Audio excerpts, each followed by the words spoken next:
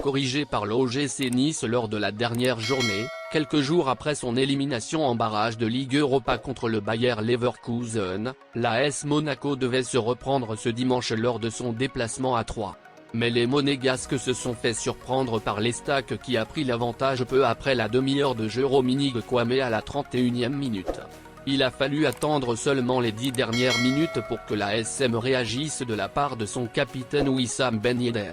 L'attaquant français a égalisé à la 80e avant de permettre quelques instants plus tard aux Monégasques de prendre l'avantage à la 82e minute.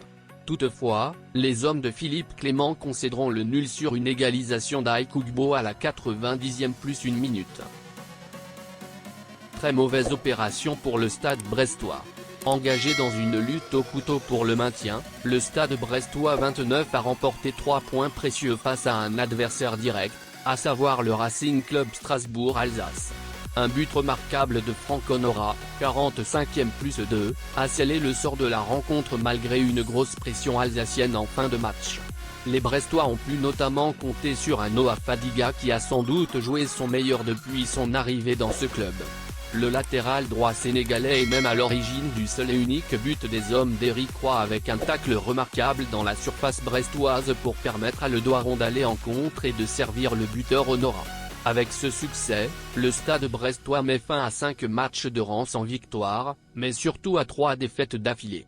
Au classement, le club breton dépasse son adversaire du jour, en remontant à la 15e place, avec un point de plus que le premier relégable. Dans un match intense et crucial dans la lutte pour le maintien, Nottingham Forest a pu compter sur Brennan Johnson pour prendre un point contre Everton d'Idrissa Gueye, 2-2, ce dimanche après-midi. Du côté des Toffees, Demarai Gray et Abdoulaye Doucouré ont inscrit les seuls buts de leur équipe.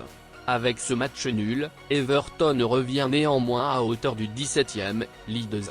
Nottingham conserve ses 4 unités d'avance sur la zone rouge, mais le suspense est total, les 9 dernières équipes du championnat se tiennent en 6 points. Nîmes Olympique lui fait du bien.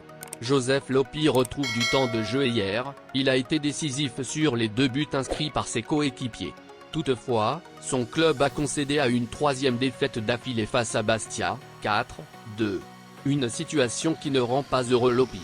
D'habitude j'ai du recul au sortir d'un match mais là je suis tellement dégoûté. J'ai tous les mauvais sentiments qu'il ne faut pas. Je ne sais pas si j'ai assez de recul pour parler du match.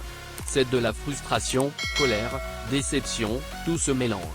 J'ai l'impression que les week-ends passent, les matchs se suivent et se ressemblent pour nous.